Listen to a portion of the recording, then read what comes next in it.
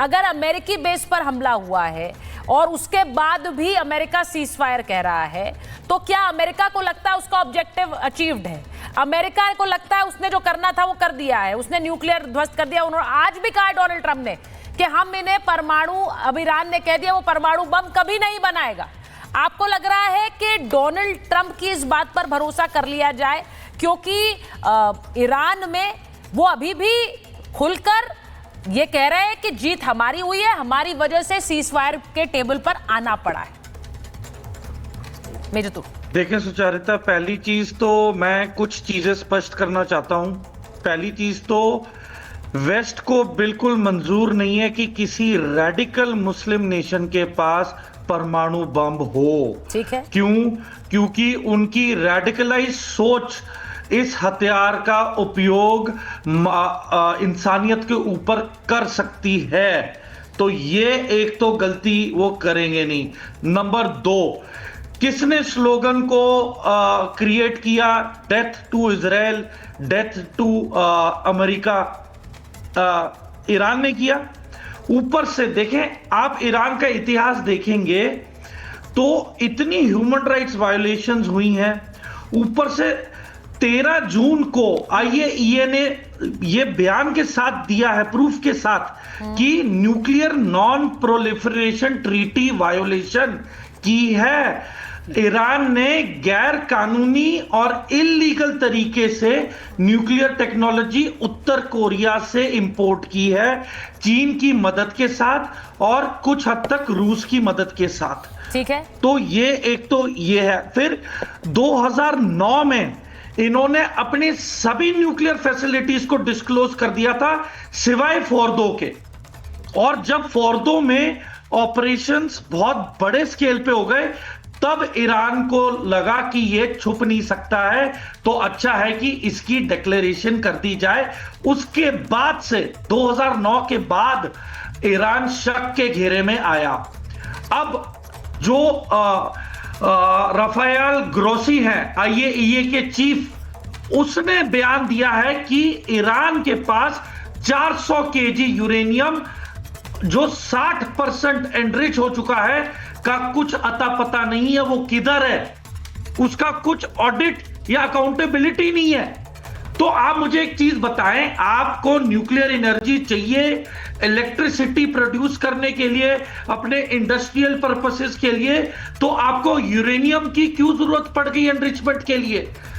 Uranium enrichment 60% आप कर सकते हैं सिर्फ बिजली के लिए, और फिर आप देखिए, मैं मेजर तूर आज मेरा सवाल ये है कि इस जंग को जीता किसने है? 12 दिन तक ये जंग हुई है। मुमताज जी खुलकर पक्ष ले रहे हैं कि ये जंग ईरान ने जीती। आपका पक्ष, कौन जीता ये जंग? मैं जरा जल्दी अपने मेहमानों से पूछना चाह रही हूँ, कौन जीता? मैं आपको बता रहा हूं, ये इसकी जीत हुई है वेस्टर्न कंट्रीज की। क्यों? कैसे हुई? वेस्टर्न कंट्रीज की जीत हुई है। हमें बताइए। ईरान ये जीता नहीं है, वेस्टर्न कंट्रीज जीती है, वो ये कह रहे हैं। अच्छा एक सेकंड, नहीं रुकिए ना भाई, एक मिनट, मैं जरा एक बार बड़ी खबर बताऊं। सुनिए जरा, मैं उसके बाद एक वोट लूंगी कि कौन जीता है, किसको क्या लग रहा है। कतर के विदेश मंत्रालय ने ईरान के राजदूत को तलब किया है। अमेरिकी बेस पर ईरान के हमले को लेकर तलब किया गया। ईरानी हमले को बताया अपनी संप्रभुता का उल्लंघन। ईरान ने अल उदेद बेस पर हमला किया था और अब कतर कह रहा है ये हमारी संप्रभुता पर हमला है। अब वही वाला आरोप जो कि ईरान लगा रहा था इजराइल पर और उसके बाद अमेरिका पर कि हमारे देश पर हमला किया, हमारी संप्रभुता पर हमला है, वो वाला आरोप कतर लगा रहा है ईरान पर। मैं आपको बताऊं कि खमनेई ने ये जो खबर मैं इसलिए बता रही हूं क्योंकि कतर में ये हमले के बाद आज जो भी सीज फायर का ऐलान हुआ है उसके बाद फिर से हमले हुए हैं। हम इस पर कितना भरोसा करें? हर कोई अपनी अपनी जीत बना रहा है। खमनेई ने क्या कहा है जरा ये आपको बता देती हूं।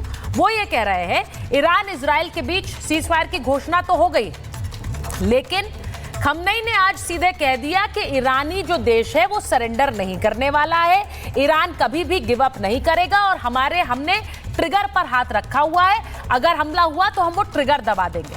अब सवाल यह है कि जो तस्वीर आप देख रहे हैं, ईरान के सुप्रीम लीडर कहां हैं? खमनेई को क्या अभी भी अपनी हत्या का डर सता रहा है? क्योंकि वो कहां है ये किसी को पता नहीं है।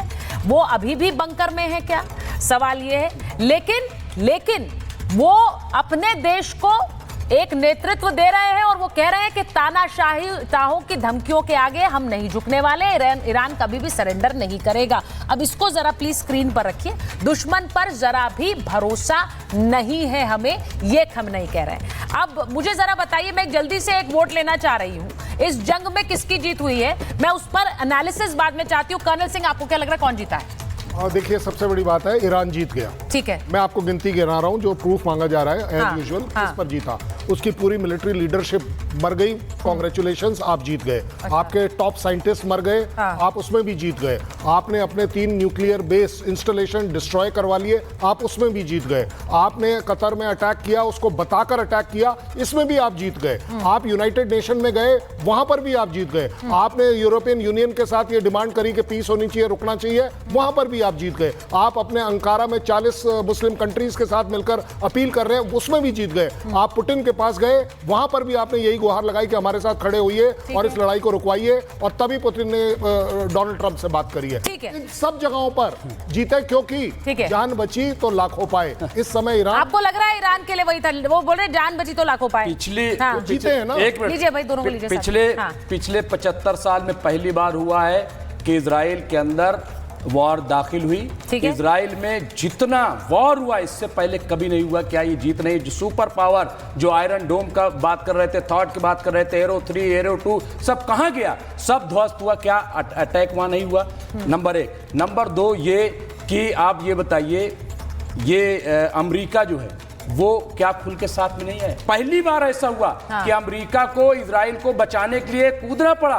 तो क्या ये ईरान की जीत नहीं है? नहीं, एक बात बताइए, ये बहुत शुरू से कहा गया, ये इजराइल ने खुद कहा कि अमेरिका जब इस जंग को में जुड़ना चाहेगा वो जुड़ेगा, हमें उनका नहीं पता है, लेकिन हम इस जंग को लड़ रहे हैं। जहां परमाणु संवर्धन था वहां पर सिर्फ बंकर बस्टर बम से तबाही हो सकती नहीं लगा पाए। सुचारिता जी, यही जीत है उनकी। अच्छा, यही चीज, एक चीज ठीक है।